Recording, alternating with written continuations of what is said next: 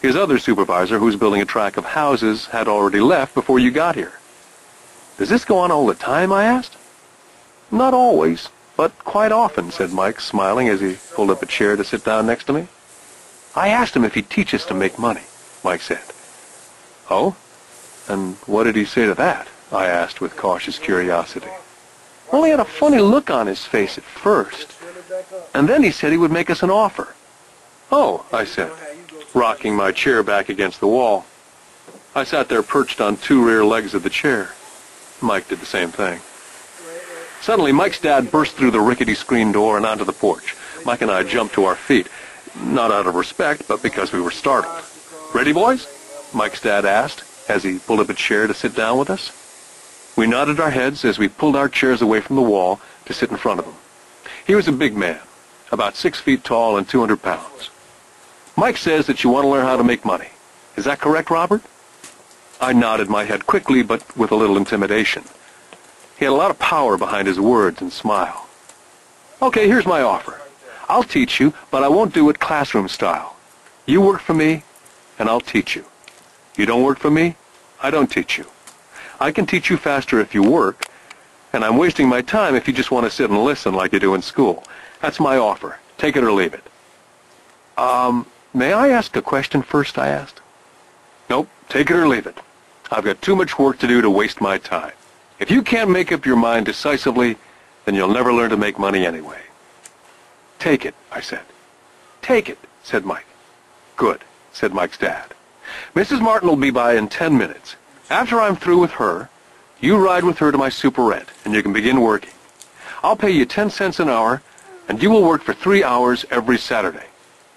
But I have a softball game today, I said. Mike's dad lowered his voice to a stern tone. Take it or leave it, he said. I'll take it, I replied, choosing to work and learn instead of playing softball. By 9 a.m. on a beautiful Saturday morning, Mike and I were working for Mrs. Martin. She was a kind and patient woman. She always said that Mike and I reminded her of her 2 sons who were grown and gone. Although kind, she believed in hard work, and she kept us working. She was a taskmaster. We spent 3 hours taking canned goods off the shelves, and with a feather duster, brushing each can to get the dust off, and then restacking them neatly. It was excruciatingly boring work. For 3 weeks, Mike and I reported to Mrs. Martin and worked our 3 hours. By noon, our work was over, and she dropped 3 little dimes in each of our hands.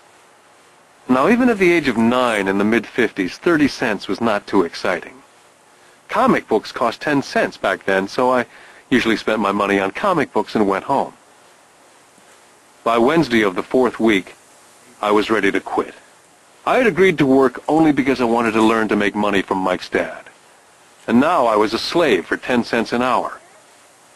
On top of that, I had not seen Mike's dad since that first Saturday. I'm quitting, I told Mike at lunchtime. The school lunch was miserable. School was boring, and now I didn't even have my Saturdays to look forward to. But it was the 30 cents that really got to me. Mike smiled. Dad said this would happen. He said to meet with him when you were ready to quit. What? I said indignantly. He's been waiting for me to get fed up? Sort of, Mike said. Dad's kind of different. He teaches differently from your dad. Your mom and dad lecture a lot. My dad is quiet and a man of few words. You just wait till this Saturday. I'll tell him you're ready. You mean I've been set up? No, not really, but maybe. Dad will explain on Saturday. I was ready to face him, and I was prepared. Even my real dad was angry with him. My real dad, the one I call the poor one, thought that my rich dad was violating child labor laws and should be investigated. My educated dad told me to demand what I deserve, at least 25 cents an hour. My poor dad told me that if I didn't get a raise, I was to quit immediately.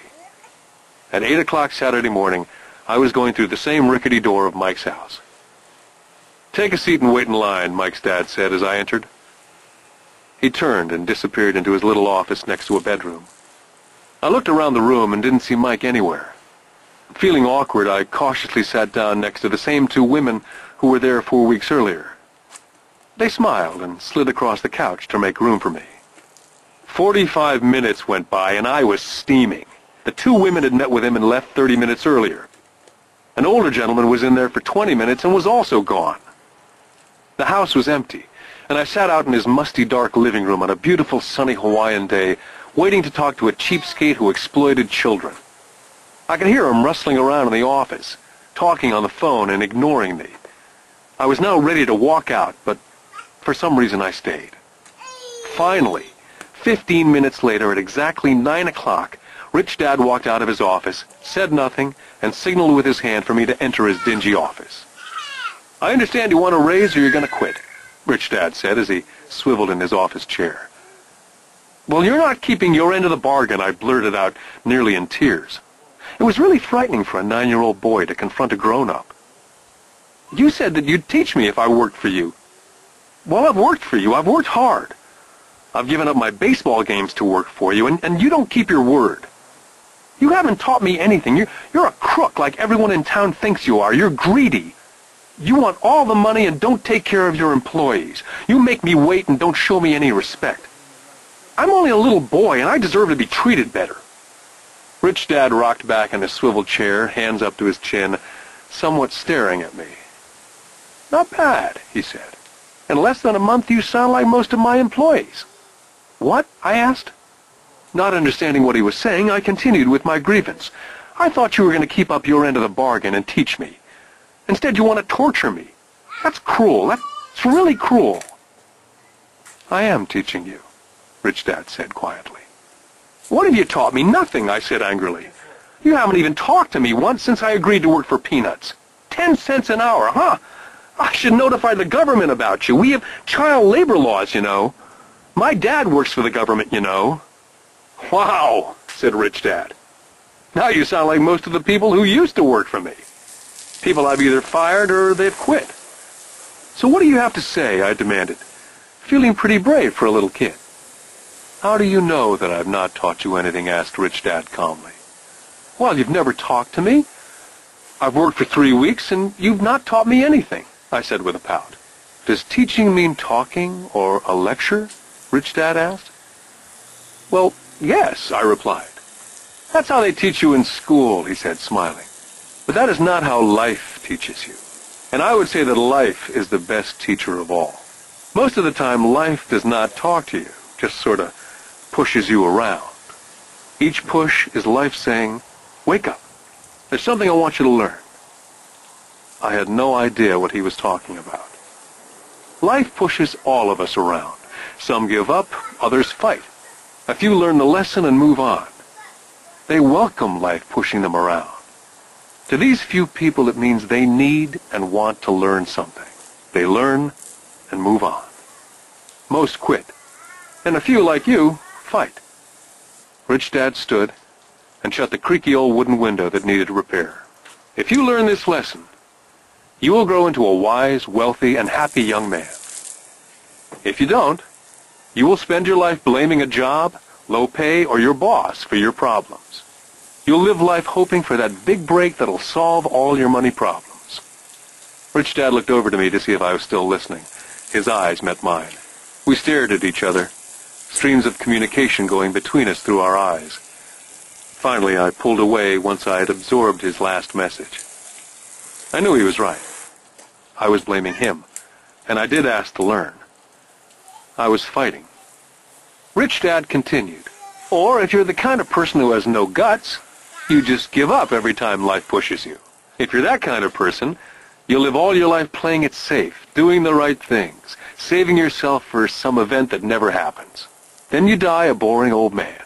You'll have lots of friends who'll really like you because you were such a nice, hard-working guy. You spent a life playing it safe, doing the right things. But the truth is, you let life push you into submission. Deep down, you were terrified of taking risks. You really wanted to win, but the fear of losing was greater than the excitement of winning. Deep inside, you and only you will know that you didn't go for it. You chose to play it safe." Our eyes met again. For 10 seconds, we looked at each other, only pulling away once the message was received. "You've been pushing me around?" I asked. "Some people might say that. smiled Rich Dad. I would say that I just gave you a taste of life. Right.